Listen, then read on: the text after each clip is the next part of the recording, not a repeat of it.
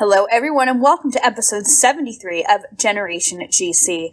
Generation RX, the title track from Generation RX, Good Charlotte's 7th album released in 2018 with Alicia Cherubino. My name is Molly Louise Hudelson, once again, and as always, I'm your host, as well as the producer, creator, and editor of this show.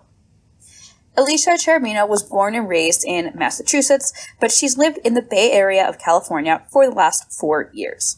She's a nurse on a neurology unit, and she loves going to concerts. Alicia's been a GC fan since 2002. GC is also one of the 3 top things that she credits as shaping who she is today, and I really enjoyed getting to hear her talk about this, as well as the other 2 things that have shaped her. You're going to hear a lot about that. Alicia and I were connected thanks to past Generation GC guest Gina Catalano of Black is the New AP Style. Gina shared a post in the Murder Emos group, which is for fans of my favorite murderer who are also emo. And that's another interest of Alicia's that you'll get to hear her talk about, the true crime podcast. I had a lot of fun talking to Alicia, and I'm very excited for you all to hear our conversation. I also want to say that I love having guests from all around the world and from all different backgrounds on Generation GC. If English isn't your first language, that's okay. As long as you're comfortable holding a conversation in English, you're good to go. And, by the way, different backgrounds does not just mean location or ethnicity. That also means ensuring a varied gender and sexuality representation. It means representing fans of different ages, fans with their own unique life experiences of any sort. So if you're listening to this show and you're like, hey, I think I have something unique to share, hit me up. I also want to continue mentioning blacklivesmatters.card.co, antisemitism.card.co, and antiasianviolenceresources.card.co. Those will all be linked in the show notes. Finally, Generation GC stickers are here. If you do want stickers, there are 2 things you can do. Number 1, you can go to anchor.fm/generationgcpod and click support. Anything that you contribute goes right back into helping me make the show the best that it can be. It helps me print and ship the stickers. It also helps me get equipment that I need, such as headphones, cables, laptop stands, things like that.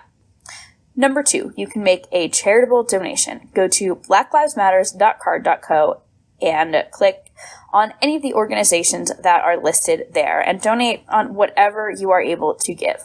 Anything will make a big difference. And then you are going to take a screenshot of either your support of the show on Anchor or your charitable donation, and you are going to send that to me along with your mailing address, and I will send you stickers. Wow, so cool. You can reach me on Facebook, Twitter, Instagram at GenerationGCPod, P-O-D, or you can send me an email, generationgcpod@gmail.com. If you want some stickers, or if you just want to talk, if you want to say hi, whatever. I love hearing from everyone. Thank you so much for tuning in, and now on to episode 73.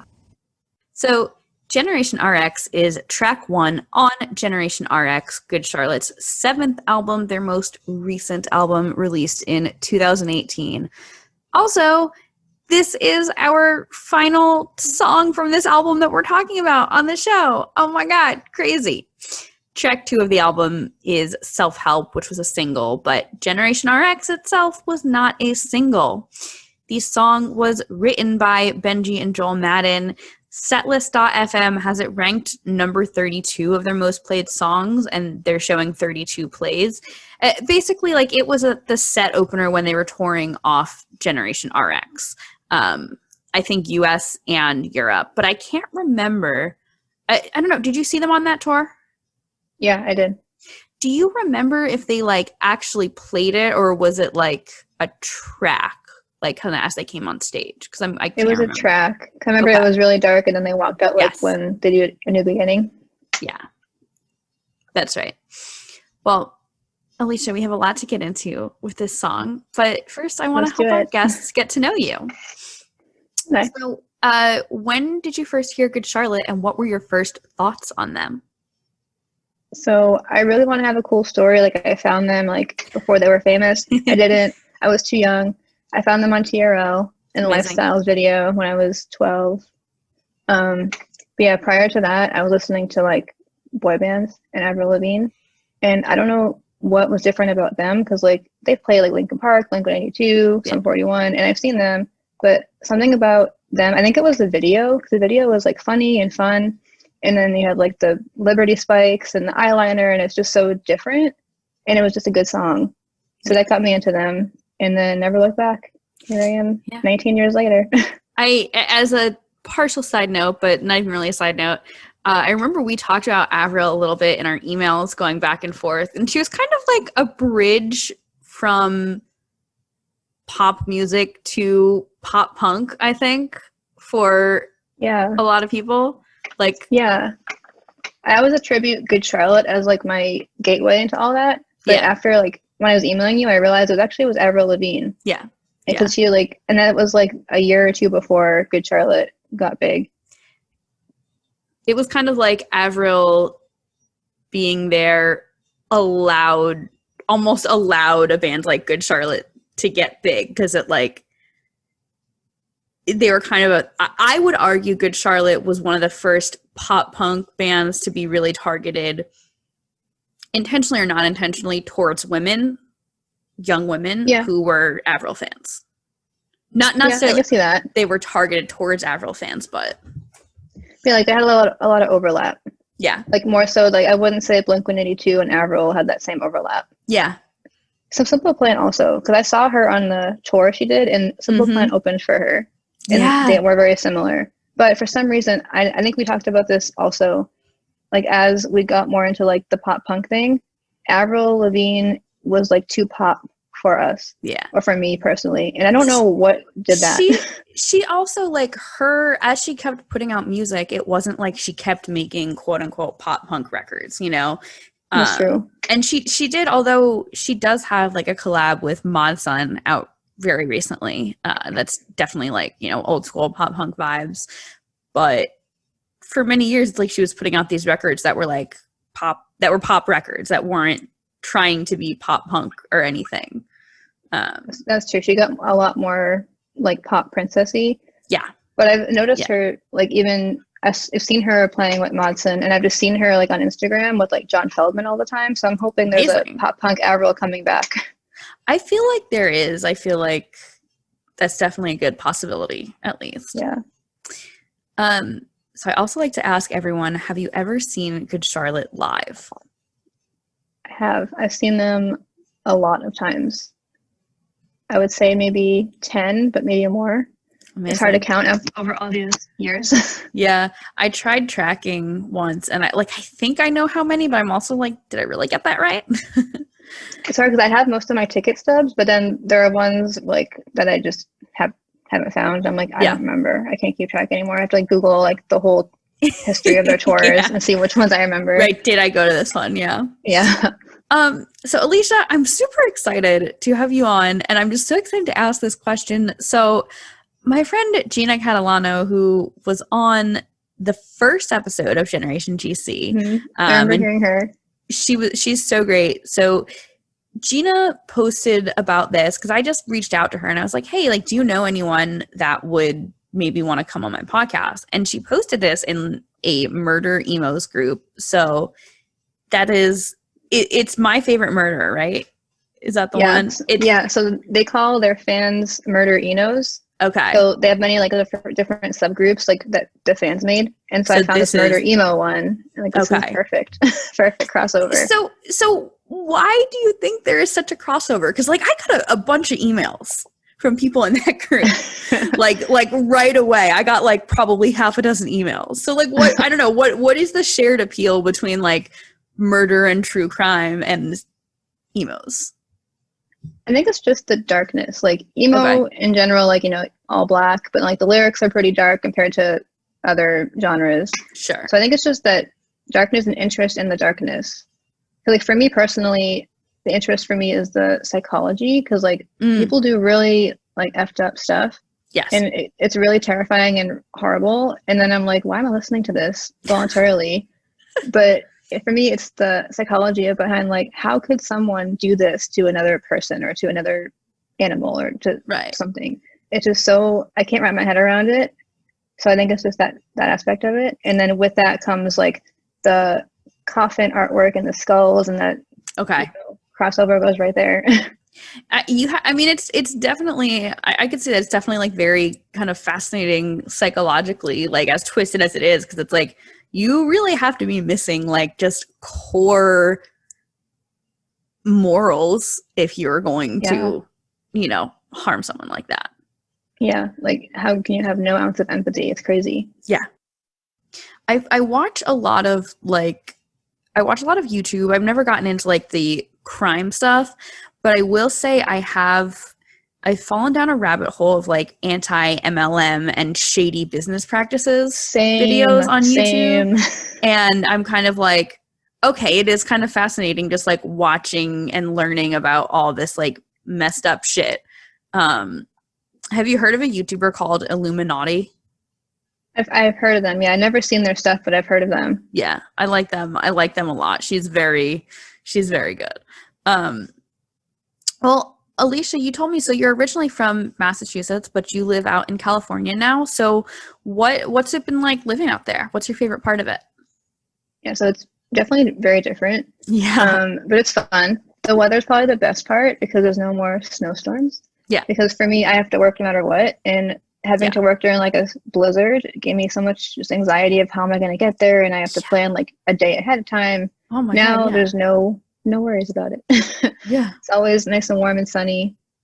They have really good food. Like there's a lot more variety. I don't know.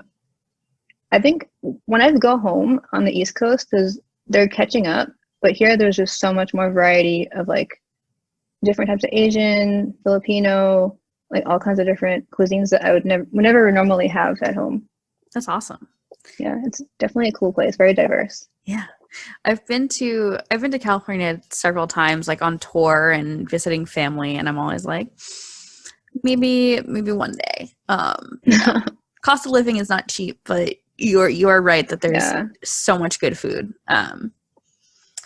I was also curious. So you told me in an email that you met your best friend because of Good Charlotte. So can you tell me like a little more of the story of how you two met? Oh yeah, it's not anything exciting. It's very simple, but sure, yeah. I'm sure you know what I mean, or maybe you've done this too. But when I was like 13, 14, I wore a different Good Charlotte shirt every day because I had enough where they could still be clean and I would not run out. So I wore one every single day. And so my first day of high school, I wore one, obviously. And also, a little side note, kind of, I don't know if you had a similar experience, but when I was in 8th grade going into high school, I met a girl who's a friend of a friend who was in like 10th grade. Mm-hmm. And I wore a Good Charlotte shirt, obviously, hang out at the mall, as we did. And as you do, yes, yeah. And she said to me, "Oh, you like Good Charlotte? You're going to have a hard time." And I was like, what does that mean? Like, what? So I figured that people just didn't like Good Charlotte and that was whatever. So I wore it for a t-shirt to the first day of high school. And I was in chorus class, which was just like a giant room of chairs. Yeah. So I was just sitting there alone. And my friend came over, who was not my friend at the time. And she's like, "Oh, you like Good Charlotte?" "Me too," because of my shirt. And then we started talking. And then her screen name was like Good Charlotte with no vowels. Mine was Young and Hopeless. So like, this is perfect. Amazing. I get what you mean though. And I'm about that girl saying you're going to have a hard time. Like I mean, many stories come to mind, but what strikes me most is I was on, like, I did a summer swim team the summer between 9th and 10th grade. And I saw one girl, like, kind of between sets, she was wearing a Good Charlotte t-shirt. And I was like, "Oh my gosh, that's my favorite band." And she's like, "Oh, I'm wearing it as a joke." I'm like, "Oh, like, I was just funny here trying to make friends with the cool older girl. Like, sorry, oops, sorry." Yeah, I don't understand that. That's why I was afraid. But then through my friend, she had friends who were guys who liked Good Charlotte, which was also kind of rare. And I was like, okay, this is not that scary anymore. Yeah. That girl was just not in the right scene, I guess. No, not at all. I also would love to know, Alicia, you had mentioned a couple things. I think you said there were 3 things that shaped you into who you are today, one of them being Good Charlotte. So what are the other 2? Yeah. So Good Charlotte obviously is number one. Yeah. Because they taught me that, be yourself. Don't care what anyone thinks. I don't want to be like you, all that stuff. So the other two is more like health, wellness, fitness related, but it transfers over to like my everyday life. So sure. The first one is I started CrossFit in 2013. Not going to be an annoying CrossFit person, but just putting it out there. Because when I started it, I didn't know what to expect. I didn't really work out regularly, and I liked it enough to stick with it. So it changed over to that because I always had a hard time like sticking with a gym routine. It was always kind of like I didn't know what to do. CrossFit, they like change it up, right? Like they'll give you like it'll be like a different workout every time, right? Yeah, a different workout every day, and then like they teach you like lifting, which is hard to kind of learn on your own. And I would never learn that on my own. But in the workouts, they're really like pretty short, like 20 minutes, but they can be really intense. Yeah. And so during it, like they're cheering you on, getting you to go, but they're also like having you like teaching you how to use tools to like help yourself keep going when it gets hard and pushing through, but not pushing past your limit where you're going to hurt yourself. Right. Yeah. So I kind of use that during nursing school because I started nursing school where it's like, I can do hard things. I could just keep going. Like only 10, 1 more minute. You can do anything for 1 more minute. Yeah. So that kind of mentality kind of transferred over into my everyday life. Even when I was taking like my boards, I was like, you can do it. You can do it. 1 more question. Keep going. And my second, go ahead. No, I was just going to say about CrossFit. I've known a couple people that have done it and like it kind of has that cult vibe of it. Like people that are into it tend to be really into it. And that's like kind of all I've ever heard is that like it's very intense workouts, but it's like a very encouraging kind of community around it. Yeah, it definitely is. I see the cult aspect of it for sure, but like being on the inside too. Yeah. But I've been to like workout classes, like Zumba and stuff, and you meet people there. You say hi, and then they leave. But here, I've made like really close friends that I'm probably gonna have for life. And I don't know what it is about it. I think it's just that we're going through this really hard thing together. Yeah. That it kind of brings you kind of like closer, gain some trust. Yeah, it's definitely been good for me and like my mentality, and it's made me just be healthier overall. That's great. It's good. Great. Yeah, for my you have to longevity. Take care of yourself if you're going to do an intense workout. Yeah, definitely. And my other one is kind of related. It's a blogger that I follow. Okay. So I mainly followed her just for like recipes. She posted like paleo recipes. And then she became an influencer because that's what happens, when you're on Instagram for a while. And so when I first moved to California, I didn't know anybody. It was just me and my boyfriend. And so she started a podcast. Now that's my first podcast I ever listened to. And so I listened to her podcast, and she was really great with just like educating about nutrition because, I'm sure, like we're always hearing about fat-free diets and like fat burners, and it's just like, it's really intimidating and it's very overwhelming to put that pressure on yourself to have nutrition that's not really nutritious. Yeah. Have like these quick fixes to like a lot of mixed messages, I feel like. Yeah. And like a lot of these like crash diets that people do, and it's just a whole black hole of things. But through her, I kind of learned that like you don't have to be on a diet to be healthy. You can eat this and that, and portion control, and like body image positivity and all that stuff. Like, I think if I didn't have CrossFit and her name is Julie Bauer. Her blog is Paleo MG. I'll plug her. She's also pretty funny, just if you want to follow her. But if I didn't have them, I feel like I'd be a lot more insecure, and I'd feel a lot more, insecure with my body, just myself, my whole mindset. Yeah. So those two. Good Charlotte it all goes around confidence. It all boosts confidence. I was just going to say that. It's all like confidence and your sense of self, and like it definitely ties together. I'm big on, self-care and everything, which extends obviously from like, if you need to talk to a therapist or go to a doctor, to how do you like actually take care of yourself on a daily basis, like to just stay up and running. Yeah. And I've seen a lot of overlap with all these things too, because it's kind of like the same thing as like in high school. If you go to like a gym and they're playing pop punk and like emo, you're like, oh, this is a cool guy. And then like you guys talk and you hang out, and it's just like, it's just all around. It's just good for the spirit, I think. Yeah.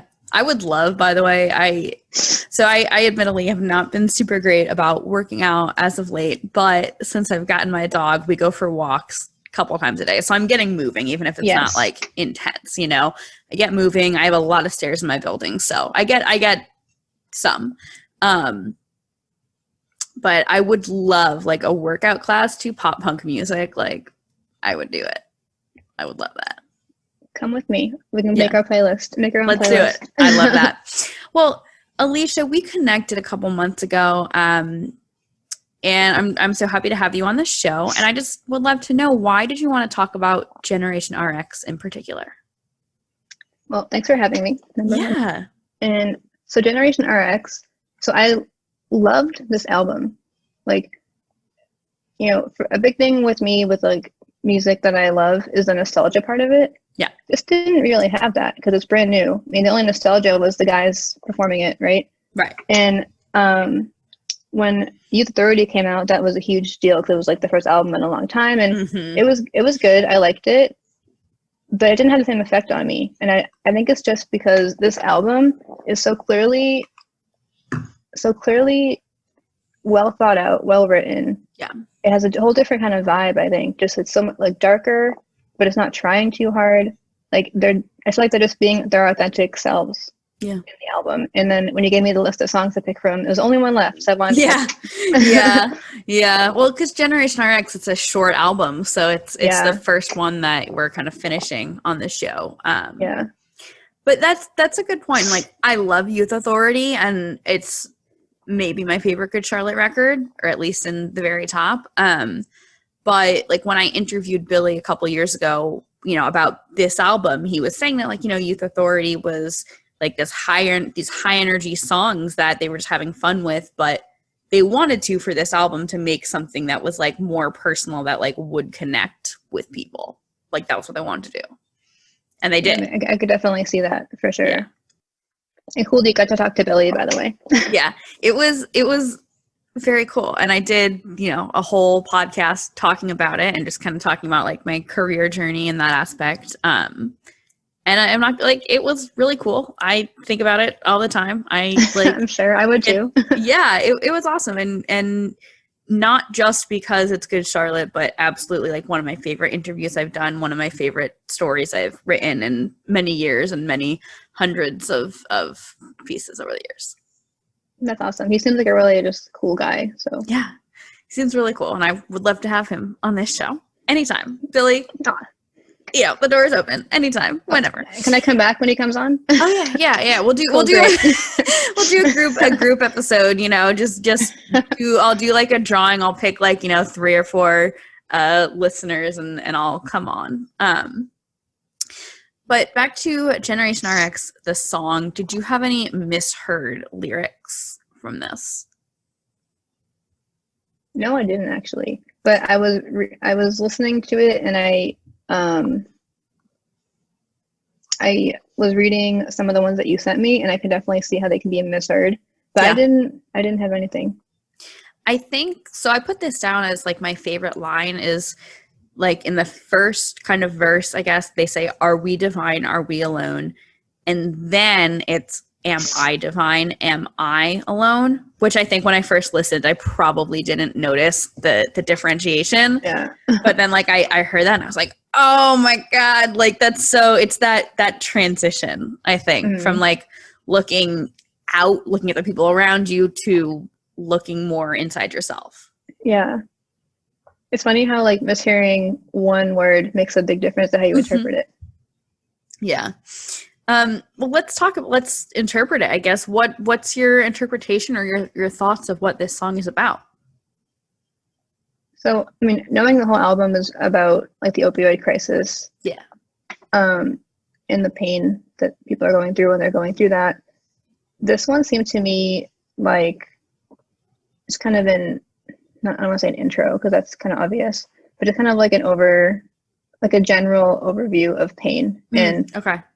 like the look at someone of going through a hard time. And the line that I liked out of it, let me get to it so I don't butcher it.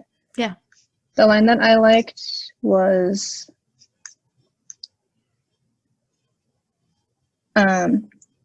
looking in the dark, I couldn't see it. And then a few lines down, looking in the dark, how could I see it? Yes. Yeah, So it's that thinking, like the changes in the lines. Yeah. Because like when you're down, all you can just feel is just how down you are, and you don't even know why sometimes. And sometimes you have to do a little bit of, I don't want to say self-care, but a little bit of self-care, a little bit of work, and then you can still feel down, but then you can kind of realize, oh, this is why. Yeah. Yeah, definitely. What do you think? I said that I feel like this is kind of introducing you to the questions that they're going to attempt to answer on the album, right? Because I wouldn't say this album is full of answers, right? Like this album definitely has questions, but this song I think is kind of introducing you to the questions they're going to ask. Like where does this pain come from? Like, why am I like this? And you know, as you were saying before, self-confidence and the way you look at yourself is a big theme on this album. And I think they're just kind of introducing that and bringing it in, but not introducing it lightly, like bringing it into your mind, like pretty full force, I would say. Yeah. And I like how they're not like, I know they discussed in interviews that it's mainly about the opioid crisis, but they're not saying that specifically in the album. Yes. So you kind of apply it to whatever struggles you're going through. Yeah. We talked about, when I had Loriana Lasavita on the show, I was just thinking about this episode today. I talked about Better Demons with her. And with that song, we talked about how it's maybe not necessarily about any one thing so much as the unhealthy coping mechanisms we might use so we don't have to deal with kind of the darker thoughts. So it's because if you listen to this album, and especially if you didn't know the title Generation RX, you wouldn't necessarily know, I would argue you wouldn't necessarily know they were thinking of the opioid crisis. They were thinking of, Lil Peep. It's very, it's detailed, it's personal, but it's definitely, I think, applicable to whatever interpretation you might want to take from it. Yeah, I agree. And I've heard, I don't know if it was an article I read or something, or a comment, but I read somewhere people were comparing this to Young and the Hopeless, saying it sounds more like Young and the Hopeless. I don't really agree with that, because I feel like in Young and the Hopeless, you knew what they were upset about. Yes, that being the big one. But here, are they upset? Are they talking about people that they know are upset? They're struggling? You don't really know. It's not out there, which I think is probably a good thing, because people can take it and run with it however they want to. I've always compared this album more to Chronicles for two reasons. Number one being this album has a lot of strings, which Chronicles also did. And number two, I feel like Chronicles had a lot of songs that were very and yes, there were obviously songs on Chronicles about what is their place in the world and all that, but I felt like there was a bunch of songs on Chronicles that were very inward. And this album, as much as this album is a lot of commentary, Prayers is definitely commentary. Yeah. I feel like there's a lot on this album that's very inward. And they're starting off with this song. They're starting off there telling you, I am going to be really looking inside myself, right? And I guess that kind of relates to looking inside yourself can help contextualize who you are in relation to everyone else, I guess. But yeah, and how can you? How am I going to word this? How it's not always easy to look into yourself and see who you are, or look into yourself at all to figure out what's going on, what's causing this. Yeah, it's definitely not always easy. I would love to know what's your thoughts, the line, are we divine, are we alone? When they're talking about, when they say divine in this song, is that religious? Like what, because I don't know, I have a couple thoughts on what that line could be implying. For me, when I hear divine, I default to like the religious, and then knowing like Benji and Joel, I'm not sure if they still are, but they were really like vocal about it in the past. Yeah. So to me, I'm thinking they're maybe questioning, like, do I have someone on my side, or is it just me here?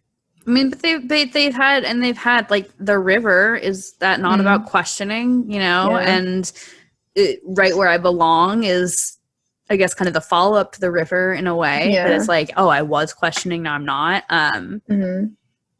Yeah, I feel like, I guess I take a few things from that. I mean, the divine could be like, is there a God of some sort, right? Is that real? Or are we alone with no higher power looking out for us?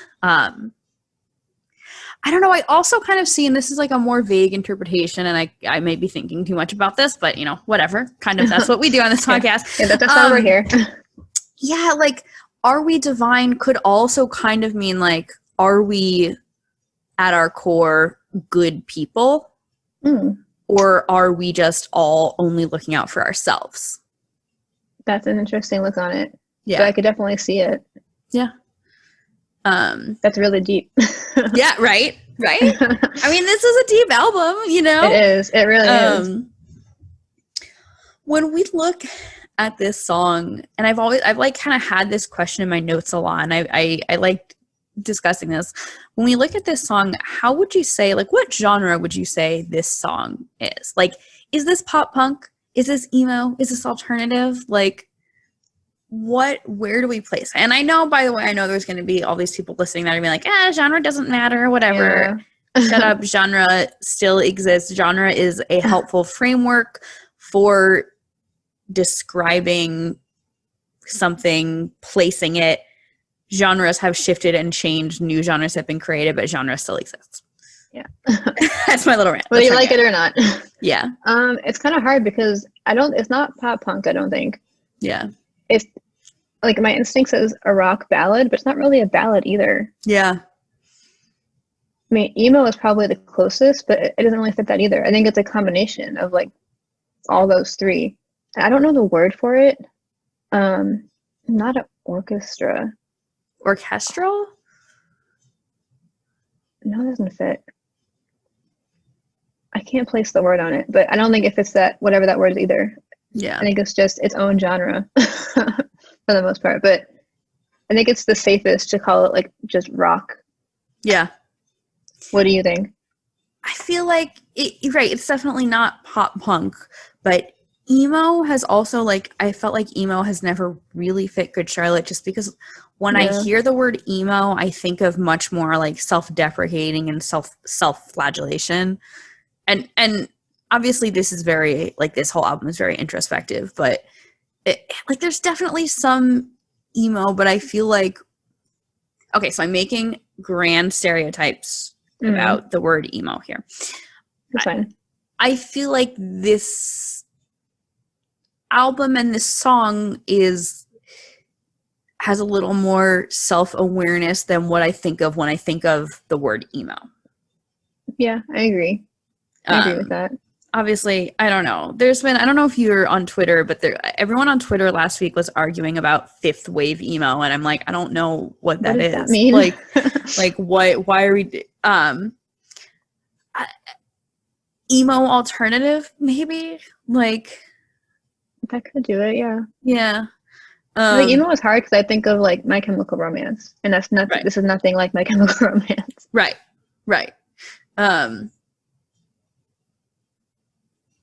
Yeah, I guess like emo, rock, alternative, somewhere, some combination of that. In terms of backstory about this song in particular, I didn't really see much. So they did a lot of interviews about this album. And they've done a lot of backstory about kind of the album and everything, which, you know, listeners, you've heard us talking about it on other shows.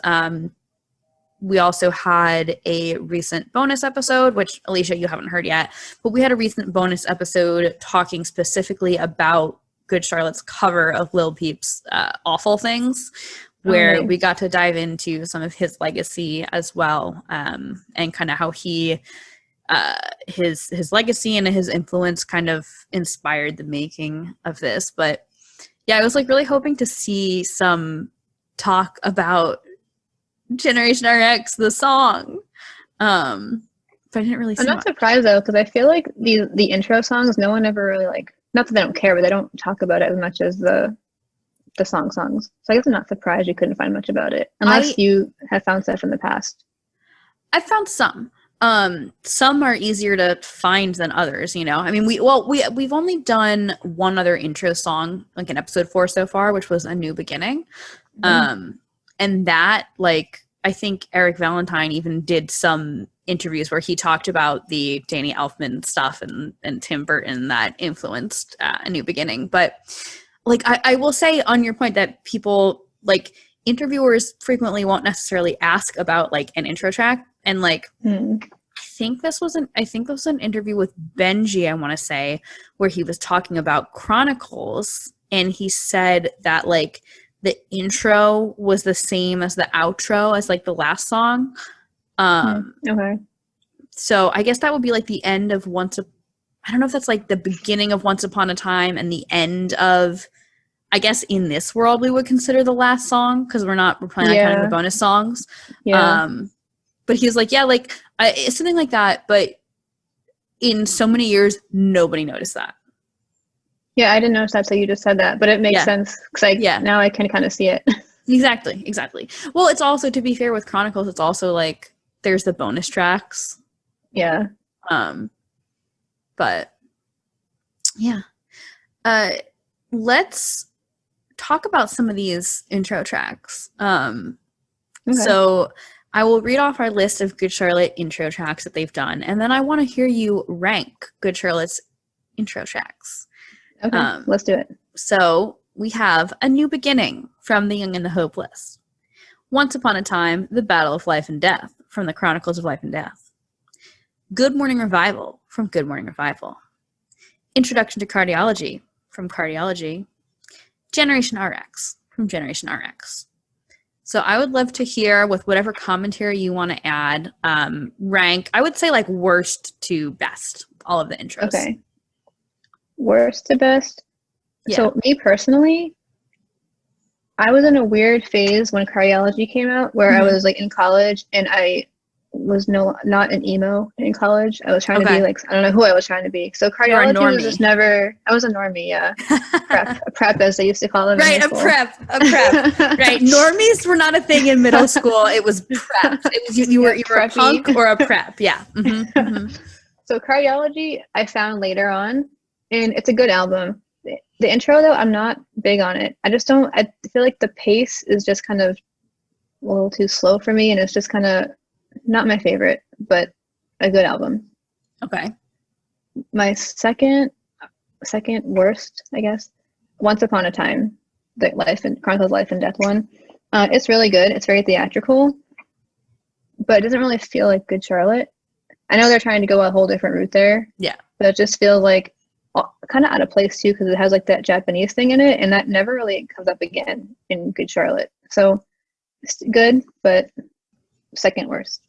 But nothing is ever bad from Good Charlotte. Put that out there. Number 3, I'll put Good Morning Revival in the middle, and then the second one, Generation RX, and obviously A New Beginning is number 1, because up until recently that was like the opening song when they played, and I just remember like when I first saw them, I was like 13, and that started playing, and it was just like the most exciting thing in the world.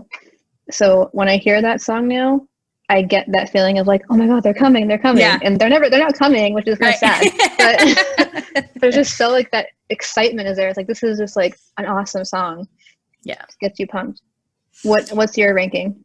Okay, so I'm also going to put Introduction to Cardiology last. I love Cardiology.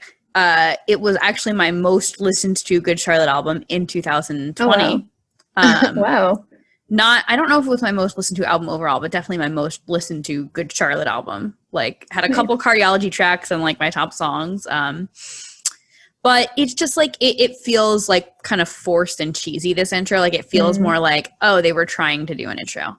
I'm also going to put Once Upon a Time, The Battle of Life and Death as number 4 because I think the same thing you said, essentially, that like the Japanese lyrics you don't find them again, right? Yeah. You don't find the Japanese lyrics or any Japanese later in the album. And they did have the predictable Japanese version, but like you don't like it wasn't on the album in the US, right? Yeah. So you hear this in the US and you're just like, okay. And I feel like even like looking up the themes of those lyrics didn't really relate.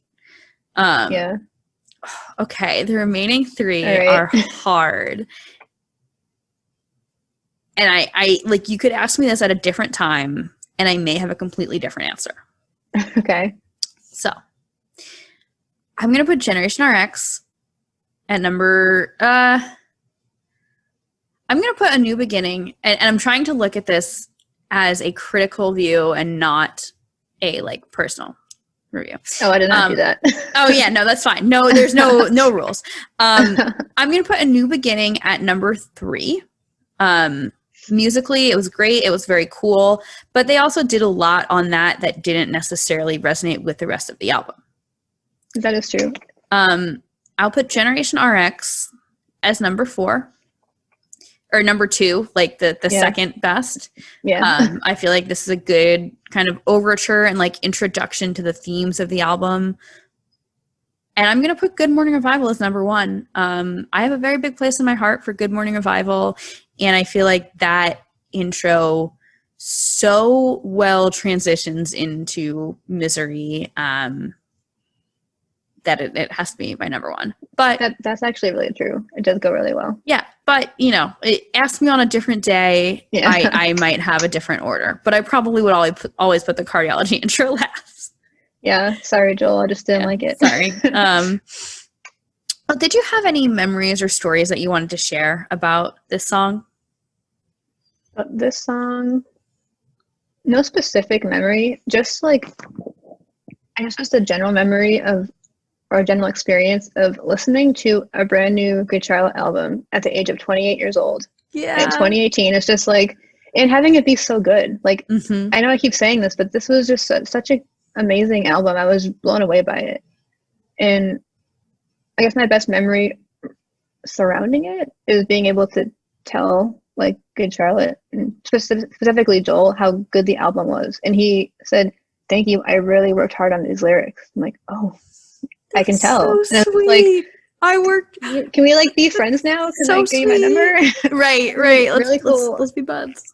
It was a really cool experience. And then, even though like I talked up A New Beginning as like, oh, it's opening the show, it's so cool. It was really cool to see it live, to be the intro to them coming out on stage. It only made sense for that tour, but it's just so good. Yeah. But no specific memory about the song itself. I will also talk about the tour when we talk about this, and seeing them. I saw them twice on that tour, Philadelphia, and then like a week later they were in New York. And I just remember like, and listeners, like I've talked about this before, that I was not in a very good place mentally, like when this album came out and for a while after, just some stuff that was going on.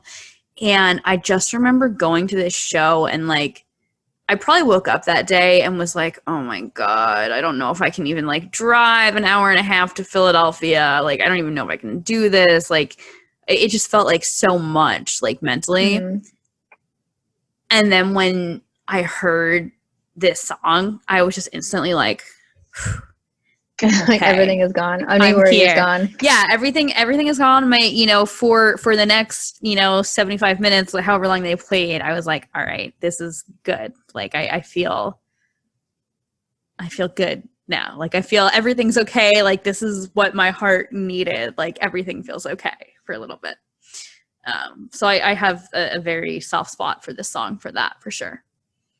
Yeah, not to go too off track, but I think I feel that way with most like live shows. Yeah. It's been like severely lacking at a time when we really needed it the most. Like, yeah, like the first live show I see is just going to be like, I might just cry. It could be anyone. Might just cry of just like, oh, I'm here. I've watched like a bunch of live streams, and it's just like, it's awesome, but it's not the same. It's not the same. Yeah. Just like the energy of just being around people. Yeah. Because we haven't been in so long too. Yeah. I had this guy I've been dating, I had him over to watch a live stream for Arizona a few weeks ago, and it was sick. And I was like, I'm so glad that I can like share this with someone. But it's not the same as like being in a room full of people, for sure. Yeah. Yeah, I agree. Let's talk about some reviews of this. All right. So When the Horn Blows, and I've mentioned the When the Horn Blows review before, and like this is just such a great review. Like, it's so well written, it's so detailed. I love when people write such detailed reviews. But they just say that Generation RX is a contemplative, harmonious, and meandering affair. The first half of the song is a gentle, primarily instrumental number with hushed whispers and paranoid wonderings, which signify a life spent in the shadows. This introspective opener seems to reference the ongoing battle with mental health which plagues the music industry. The contrast between fame and everything that comes with it, and the debilitating loneliness that can accompany it. Yeah, I love that. I never thought of that song or the album relating to how they handle fame, but yeah. That's interesting. I feel like what I get from the album isn't necessarily directly about fame. Yeah. Like, I Just Want to Live is about fame. Good Morning Revival, to some extent, is about fame. But I feel like this album is maybe like more general in the sense that like it's just kind of how the world sees you versus how you see yourself, and all of that, and how that all can kind of interact. I don't know how to pronounce this, but Amplify. So they said this short opener sums up the questions asked and answered throughout each track on the album. Its ghostly sound introduces us to the eerie undertones of the album, producing a chilling effect. Ooh. Yeah, it has like a creepy vibe to it, definitely. Yeah, very eerie. Insert review here gave the album 7.5 out of 10. They mentioned this track as a standout track and said it is a moody instrumental for its majority and shares a small amount of lyrics, and that the words are powerful and perhaps are insight into a drug addict, or more so, someone from the outside looking in. Yeah, in line with what we were just saying. Yeah. Gav the Gothic Chav, which, what a blog title, had this to say: the album opens up with the title track, and at this point I must point out that the RX is a nod to the opioid crisis in the US. It's a medical term associated with prescription drugs and suggestively a great start. Are drugs a prerequisite to find enjoyment in this album? Luckily, no, but it does give an indication of the socio-political elements fueling the direction of the record. Essentially a glorified intro track, it's very minimal with gradual piano, vocal harmonies, and overall hushed tone, lyrically referring to the void that is prescription medication. A black hole of addiction that's there in front of you gets so difficult to see and ultimately avoid. I like that. Yeah. I like that a lot. I actually really appreciate that, because I feel like that gives me a very clear picture of like how this song is specifically about addiction. Yeah. And how that's specifically referenced. Chorus.fm, we had a bunch of reviews. Chorus.fm said, for an album that only has 9 total tracks, I found the interlude in the beginning to be somewhat of a risky endeavor. That's true. Fair. That is pretty risky. I mean, it's only like 8 proper songs on this album, right? Yeah, it's a really quick album. Yeah. 3 Songs and Out, which that website must be run by a concert photographer, said that this album kicks off with its namesake introduction track, where Benji's peaceful and lifting harmonies are partnered with Joel's deep questions, which set the tone for the real album opener, Self-Help. You know, I listened to the song today just to prep for this conversation. Yeah. And I don't know if if it's just been a while or if I didn't realize it until today. I didn't realize that I don't want to do it because I cannot sing that, like, ooh, like the high pitched one. I didn't realize that was someone's voice. I don't know what I thought it was, but listening to it today, I was like, oh, that's someone's voice. Almost doesn't sound like a person, right? Like, Yeah. it almost sounds like just so ethereal that it's like, I don't even want to say an instrument, but like paranormal or something. Yeah. Yeah. I want to read a couple YouTube comments. Okay, these are always fun. These are always fun, yeah. Andinkify says, I love this. I know it's like an intro, but I wish it was a full song. Nick G said, how the fuck did they fly under my radar so far? I fucking missed out on this wonderful part of music, spelled M-U-S-I-K. Well, Nick, we're glad you're here now. Maybe you'll listen to this podcast and learn more. My goal, side note, but like one of my goals with this podcast is for someone to listen to it, like just happen to randomly come across this podcast that has literally never listened to Good Charlotte before, knows nothing about them, and that this podcast gets them into Good Charlotte. That's the goal. That would be amazing. That's the goal, right? Kevin Dagnault says this song equals Goosebumps. Elver Galarga said best intro since Young and the Hopeless intro. I agree with him.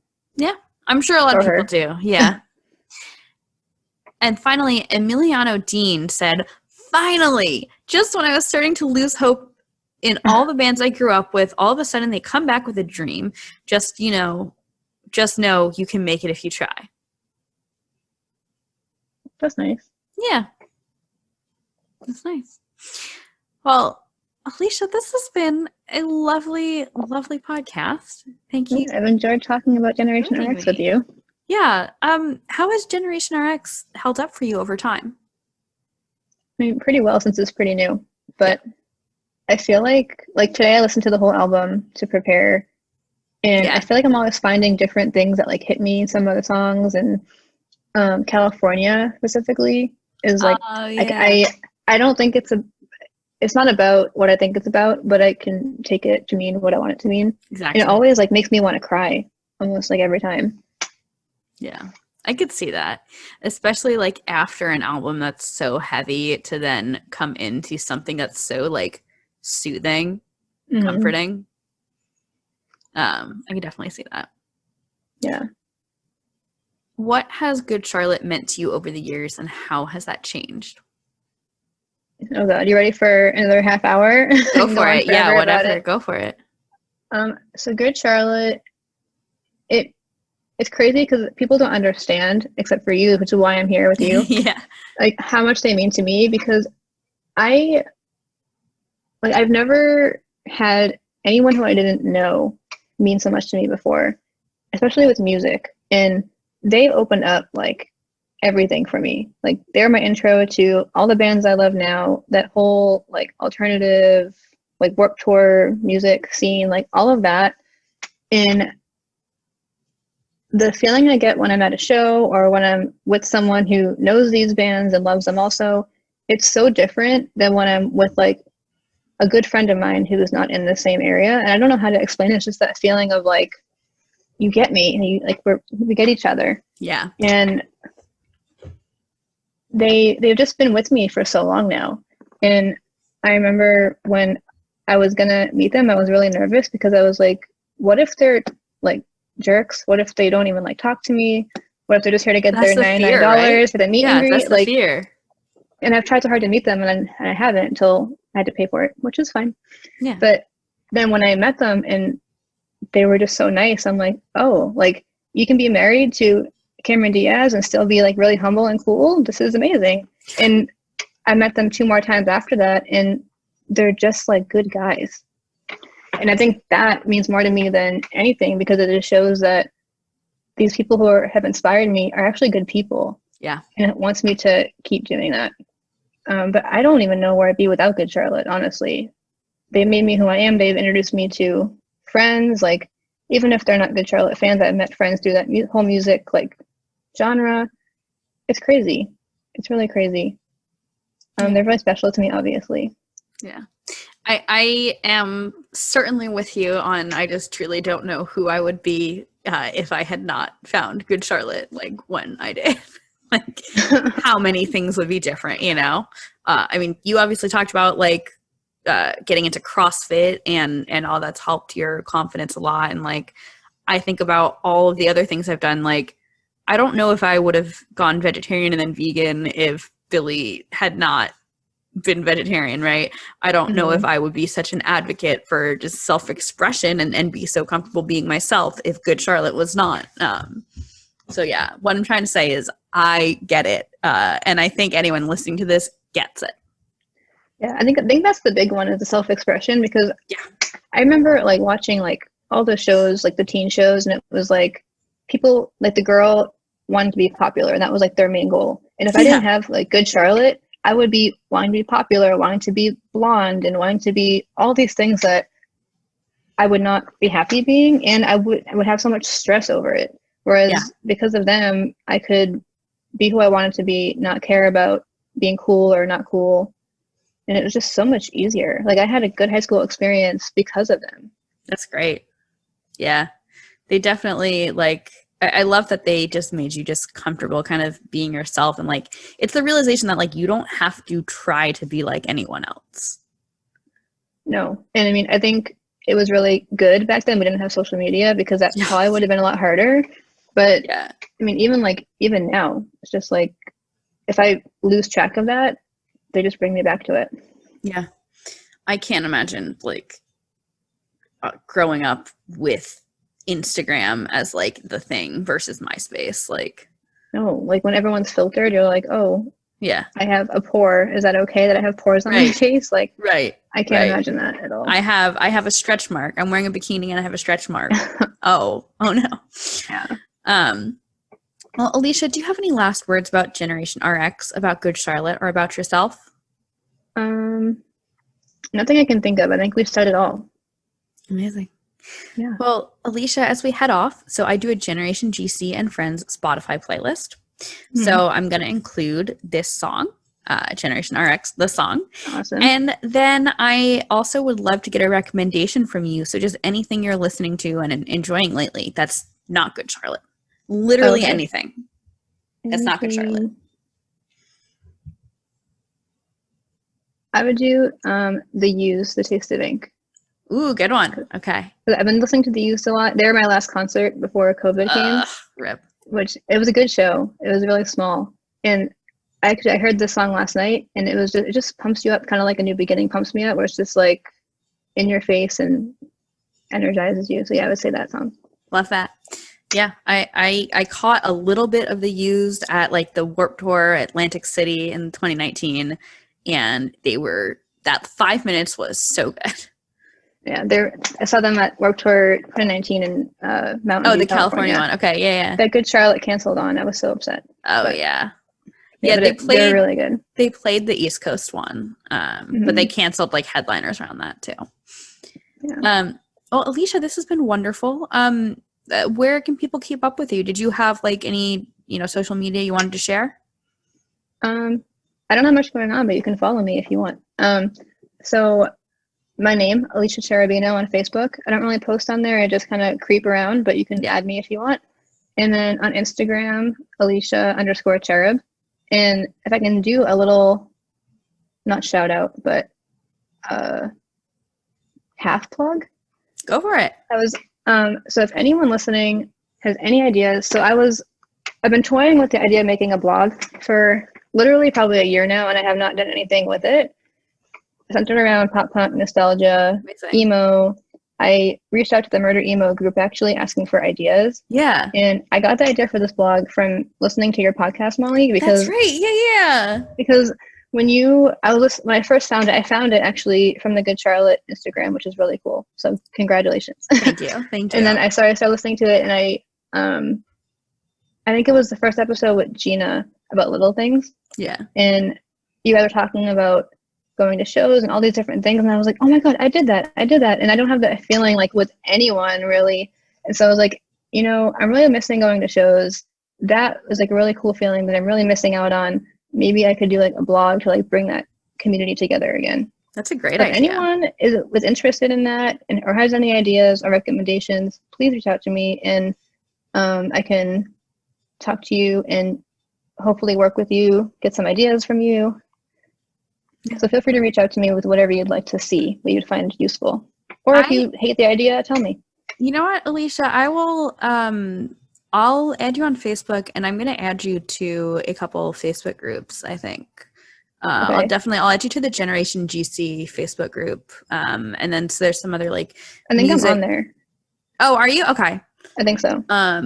I'll check if you're not, and I'll add you to. There's some like music industry type ones that might help with like the blog. Okay. Because I actually thought about messaging you to ask you about it, but I was like, she's probably busy doing all this stuff, so I'm not going to talk to her. And then now I met you, so it worked out. Hey, I'm always happy to help in whatever ways that I can, for sure. And you should definitely talk to Gina too. Okay. Gina, so I had a series on my blog called The Time I Cried at a Show. Okay. And when I ended my blog, Circles and Sound Waves, Gina reached out to me and she was like, can I carry on that series on Black is the New AP Style, which is her site that she runs? And I was like, yes. So that's cool. She's Is carried she still that doing on. it? I believe so. Yeah. Wow, that's really cool. So I if you're interested, I can loop you in with her. Yeah, that'd be great. Very cool. I have a list of ideas I can send to her or send to you to see if you think that they're viable. Yeah. That'd be fun. Amazing. Alicia, this has been so great on so many levels. I love this. Listeners, thank you for tuning in. Last week, we talked about Life Can't Get Much Better from Youth Authority. Next week, we'll be talking about a song from Good Charlotte. My name is Molly Hudelson. I've been your host, as well as the producer, creator, and editor of Generation GC. You can follow Generation GC at Generation GC Pod on Facebook, Twitter, and Instagram. And you can follow me, Molly, at M Hudelson, MHUDELSON, on Twitter and Instagram. Thank you for tuning in. Please make sure to follow, subscribe to the show wherever you listen, rate and review on Apple Podcasts. Please, that would be pretty awesome. Thank you for tuning in.